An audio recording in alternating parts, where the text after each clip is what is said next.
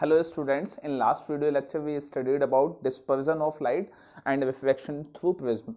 Now in this lecture we will move a bit forward and this lecture is all about the scattering of light.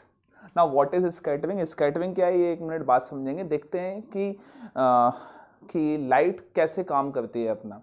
अगर हम space की बात करें तो space हमेशा हमें ब्लैक नज़र आता है, लेकिन कमाल की बात यह है कि सन से जो लाइट आती है वो सन से लाइट, फॉर एग्जांपल सन यहाँ है, अर्थ यहाँ है, तो अर्थ पे तो सनलाइट है, अर्थ पे सनलाइट की वजह से रोशनी होती है डे टाइम पे.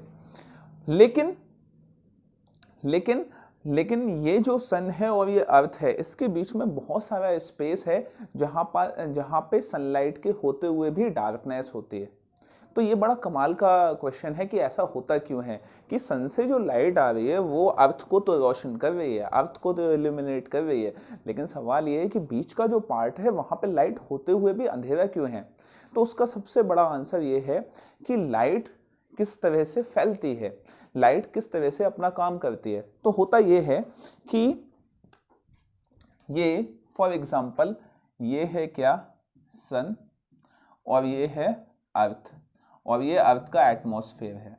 अर्थ का एटमॉस्फेयर का मतलब है अर्थ के एटमॉस्फेयर में बहुत सारी गैसेस हैं और गैस के यहाँ पे मॉलिक्यूल्स हैं, यहाँ पे गैस के मॉलिक्यूल्स हैं. अब देखिए होता ये है कि जब सनलाइट जब यहाँ से यहाँ आती है तो बीच में कोई भी मॉलिक्यूल नहीं है, सीधी सनलाइट इधर चली जाती है. तो यहाँ पे ये जो एरिया है ये ब्लैक नज़र आता है, लेकिन जैसे ही सनलाइट इन मॉलिक्यूल्स में पहुंचती है ये मॉलिक्यूल्स सनलाइट को ट्रैप कर लेते हैं, सनलाइट उनके अंदर ट्रैप हो जाती है, मतलब फंस जाती है. और उसके बाद ये मॉलिक्यूल्स सनलाइट को रिफ्लेक्ट करते हैं, अलग अलग डायरेक्शंस में ये रिफ्लेक्ट कर देते हैं. ये सनलाइट यहाँ इस तरह से ये सनलाइट जो स्पेस में बिल्कुल सीधी लाइन में घूम रही थी, अब ये सनलाइट जो है वो पूरे इस स्काई में, पूरे आसमान में फैल चुकी है due to the reflection of molecules. क्या समझ में आ गई? तो पहला स्टेप क्या हुआ कि जब सनलाइट अर्थ के एटमॉस्फेयर में एंटर हुई तो वहां के जो मॉलिक्यूल्स हैं उनमें लाइट आके ट्रैप हो गई, उन मॉलिक्यूल्स ने सनलाइट को रिफ्लेक्ट कर दिया अलग अलग डायरेक्शन में. ठीक है, तो सनलाइट का अलग अलग डायरेक्शन में reflection is known as scattering of light. हर डायरेक्शन में लाइट का बिखर जाना क्या कहलाता है? This is scattering of light. और इसी की वजह से हमें पूरा स्काई जो है वो उसमें एक उजाला, उसमें एक इल्यूमिनेसेंस नजर आता है. क्या समझ में आ गई बात? क्या क्लियर हो गई? तो मैं फटाफट डेफिनेशन लिखता हूं. देखिए, reflection of light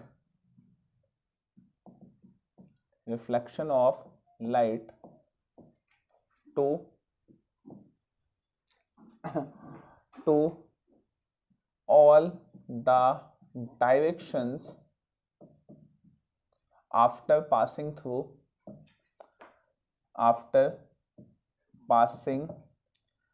through air molecules is known as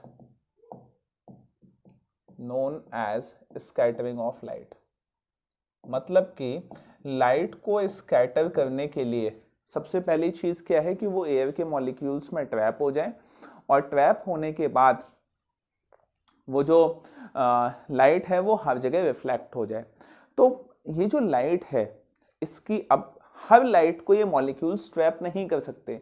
वो किस लाइट को ट्रैप कर सकते हैं वो भी एक समझने वाली बात है कि जो स्कैटरिंग होगी, स्कैटरिंग जो हो रही है, that scattering will be directly proportional to 1/λ⁴. मतलब कि लैम्डा का मतलब हो गया वेवलेंथ, या मैं कहूं कि ये मॉलिक्यूल्स का साइज होता है. इस साइज के जो मॉलिक्यूल्स हैं वो इतनी स्कैटरिंग कर पाएंगे. इस तरह से स्कैटरिंग हो पाती है. क्या समझ में आ गई बात? बेसिकली इस बात पे भी हर मॉलिक्यूल हर लाइट वे को ट्रैप नहीं कर सकता और उसको स्कैटर नहीं कर सकता. हर मॉलिक्यूल के स्कैटर करना उसके साइज पर डिपेंड करता है कि बेसिकली उसका साइज क्या है. क्या समझ में आ गई बात? तो ये होती है स्कैटरिंग. अब स्कैटरिंग पे एक बहुत ही फेमस क्वेश्चन आता है. वो क्वेश्चन क्या है? बेसिकली दो फेमस क्वेश्चन आते हैं, तो मैं पहले क्वेश्चन नंबर 1 से स्टार्ट करूंगा, that is why sky having blue color, कि स्काई का कलर कैसा होता है, ब्लू। अब सवाल ये है कि स्काई का कलर ब्लू होना क्यों चाहिए स्काई का कलर ब्लू? क्योंकि आपने कहा कि ये जो सन से लाइट आती है वो लाइट आके हर डायरेक्शन में बिखर जाती है, और सन से जो लाइट आती है वो सनलाइट क्या है, that sunlight is white in nature. तो सवाल ये है कि वाइट सनलाइट से ब्लू कलर कैसे दिखाई दे रहा है हमें? तो देखिए सनलाइट जो व्हाइट कलर की होती है, व्हाइट कलर एक्चुअली में कुछ भी नहीं होता। व्हाइट कलर 7 कलर्स से मिलकर बना होता है। अब वो 7 कलर्स कौन से हैं? That is violet, indigo, blue, green, orange, yellow, orange, red, ये 7 कलर्स हैं। अब मैंने कहा कि जो पार्टिकल का साइज है वो 1/λ4 के इक्वल होना चाहिए, डायरेक्टली प्रोपोर्शनल होना चाहिए। लेकिन अगर आप देखो कि वॉयलेट और इंडिगो की जो वेवलेंथ है वो बहुत कम होती है। कितनी? वो वेवलेंथ इतनी कम होती है कि मॉलिक्यूल्स उसको ट्रैप नहीं कर पाते, वहां तक वो इतनी ज्यादा वीक उनकी वेवलेंथ होती है कि मॉलिक्यूल्स उन्हें ट्रैप नहीं कर पाते। और अगर मैं बात करूं किसकी, ग्रीन, येलो, ऑरेंज, रेड की, तो इनकी वेवलेंथ इतनी ज्यादा होती है कि ये मॉलिक्यूल्स को पेनिट्रेट करते हुए, ये लाइट रेज मॉलिक्यूल्स को पेनिट्रेट करते हुए अर्थ तक पहुंच जाती हैं। लेकिन आपको कोई भी लाइट कब नजर आएगी या कोई भी लाइट स्कैटर कब करेगी? जब उसकी वेवलेंथ इतनी हो कि वो मॉलिक्यूल्स में ट्रैप हो, और ट्रैप होने के बाद पूरे स्काई में वो फैल जाए। ठीक है, तो मैं वापस से इसको रिवाइज करता हूं। देखिए, वॉयलेट और इंडिगो की जो वेवलेंथ होती है वो इतनी कम होती है कि वो मॉलिक्यूल्स में ट्रैप हो ही नहीं पाती। स्कैटरिंग तो अगला स्टेप है ना, ट्रैप करने के बाद अगला स्टेप है स्कैटरिंग, तो ये ट्रैप ही नहीं कर पाते। और अगर मैं बात करूं ग्रीन, येलो, ऑरेंज, रेड की, तो इनकी वेवलेंथ इतनी ज्यादा है कि ये मॉलिक्यूल्स को पेनिट्रेट करते हुए अर्थ तक पहुंच जाते हैं, ये अगेन ट्रैप नहीं हो पाते। तो ट्रैप होने का लाइट रेज का ट्रैप होने का काम दोनों ही केसेस में नहीं होता, सिर्फ एक कलर लाइट वे में ट्रैप हो पाता है, दैट कलर इज ब्लू। क्यों? क्योंकि इसकी जो वेवलेंथ है वो ना ही बहुत ज्यादा है ना ही बहुत कम है।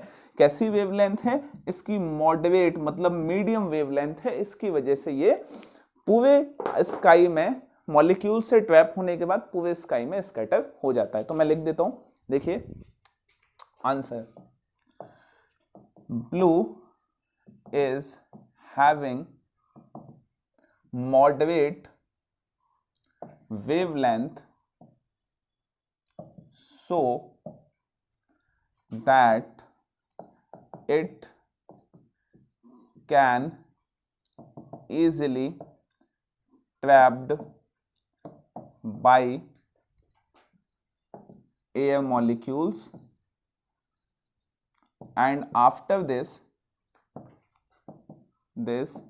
it gets scattered in all over the sky. So sky seems blue, sky blue नजर आता है। क्या समझ में आ गई बात? चलिए, ये हो गया क्वेश्चन नंबर 1। एक और क्वेश्चन है इसमें, मैं इसको रैप कर देता हूं, देन क्वेश्चन नंबर 2 लिखूंगा। इसका आप फटाफट स्क्रीनशॉट लीजिए। क्वेश्चन नंबर 2, क्वेश्चन नंबर 2 भी बड़ा फेमस है। वो क्वेश्चन क्या है? क्वेश्चन इज कि सनसेट और सनराइज के टाइम पे स्काई हमें रेड कलर का क्यों दिखाई देता है? आप देखते हैं ना, जब सनसेट और सनराइज होता है तो उस टाइम पे थोड़े टाइम के लिए स्काई जो है वो रेड होता है। जो डॉक्टर्स वगैरह होते हैं वो ये कहते हैं कि इस टाइम पे आपको धूप में रहना चाहिए थोड़ी देर के लिए, क्योंकि विटामिन डी आपको खूब मिलता है। तो स्काई का कलर जो है वो रेड क्यों होता है सनसेट और सनराइज के टाइम पे? तो देखिए, why sky seems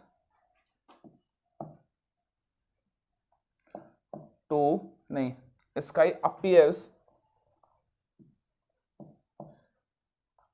red during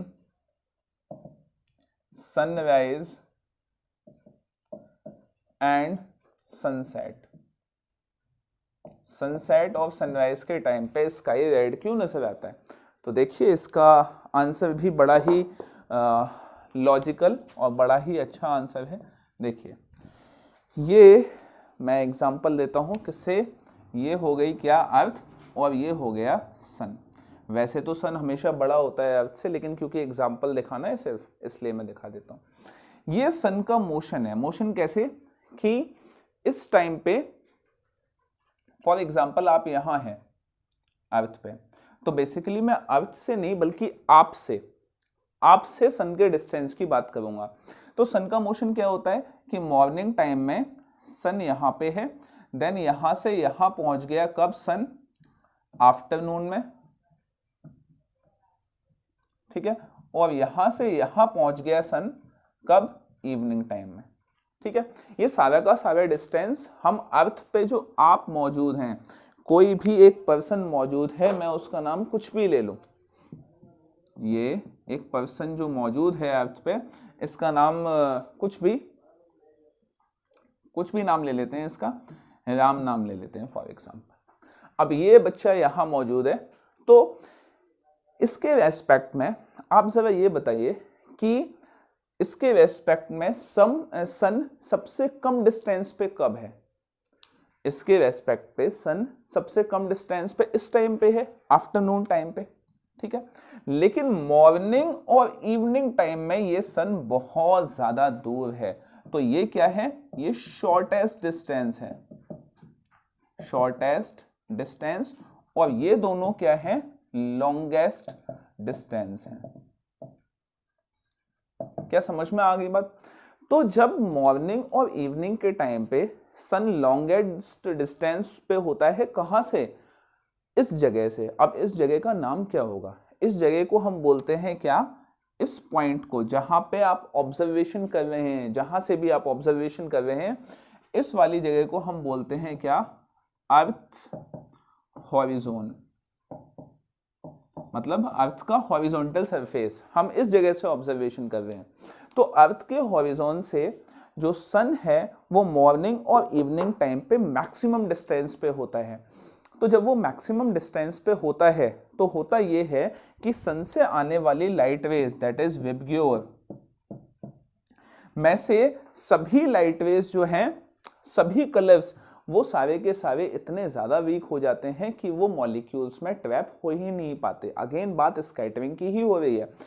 ये वॉयलेट और इंडिगो पहले वीक हुआ करता था, ये सारे स्ट्रॉन्ग हुआ करते थे, तो ब्लू जो है वो ट्रैप हो जाया करता था। लेकिन सन अब बहुत ज्यादा डिस्टेंस पे है, इतने ज्यादा डिस्टेंस पे है कि ये सारे कलर्स की वेवलेंथ इतनी ज्यादा स्ट्रॉन्ग नहीं है कि ये मॉलिक्यूल्स तक आए और उसके बाद ये स्कैटर हो जाएं।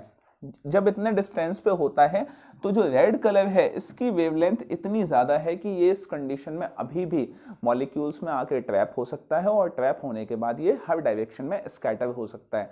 दैट्स वाई कि मॉर्निंग और इवनिंग टाइम पे हमें सन जो है वो लाल नजर आता है। चलिए, तो ये एक एग्जाम्पल देखते हैं। देखिए, एक एग्जाम्पल मैं आपको बताता हूं क्या, कि जब स्काई ब्लू नजर आ रहा था, क्या ब्लू नजर आ रहा था, ब्लू नजर आ रहा था, इसका मतलब क्या था कि ये जो ब्लू कलर था ये ट्रैप हो जा रहा था, बाकी सारे कलर्स जो है वो ट्रैप नहीं हो पा रहे थे। तो देखिए, फॉर एग्जांपल आप घेरा बना के खड़े हुए, कहीं शादी वगैरह में गए, आप एक घेरा बना के खड़े हुए हैं, वहां से एक बच्चा भागता हुआ आता है। वहां से जो बच्चा भागता हुआ आता है उसकी स्पीड इतनी ज्यादा है कि वो बच्चा भागते हुए आता है और आपसे कहता है हटो हटो हटो, और भाग के चला जाता है सीधे। मतलब आपका घेरा उसने तोड़ा और तोड़ने के बाद वो चला गया और आप वापस से वैसे ही खड़े हो गए। ये एग्जाम्पल था किसका? इन कलर्स का, ठीक है, जिनकी वेवलेंथ बहुत ज्यादा थी, जो मॉलिक्यूल्स को पेनिट्रेट करके आगे चले गए थे, तो हमें स्काई ब्लू नजर आ रहा था। लेकिन अब उसी बच्चे से आप कहो कि थोड़ा और दूर से भागता हुआ, तो जो बच्चा दूर से भागता हुआ आएगा, अब आते आते उसकी वो हाफने लग जाएगा, फास्ट ब्रीदिंग करने लग जाएगा, और जैसे ही वो आपके पास आएगा, अब उसकी स्पीड इतनी ज्यादा नहीं है कि वो आपके घेरे को तोड़ता हुआ निकल जाए आगे, आप उसको पकड़ लेंगे। इसका मतलब क्या है कि जो रेड कलर जिसकी वेवलेंथ बहुत ज्यादा थी पहले, जो पेनिट्रेट करके निकल जा रहा था, अब वो रेड कलर क्या हो गया? वो ट्रैप हो चुका है, और ट्रैप होने के बाद वो हर डायरेक्शन में स्कैटर हो जाएगा। इसलिए मॉर्निंग और इवनिंग के टाइम पे रेड कलर, स्काई हमें रेड कलर का दिखाई देता है। क्या क्लियर हो गई बात? चलिए तो मैं लिख देता हूं इस चीज को। During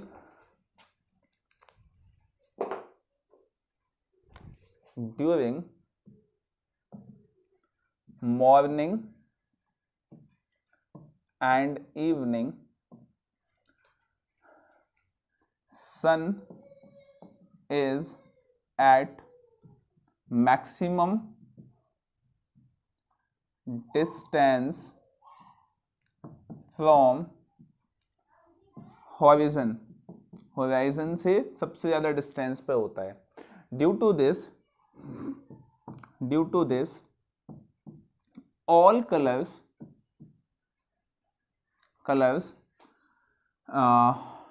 except red get weaker and do not able to scatter,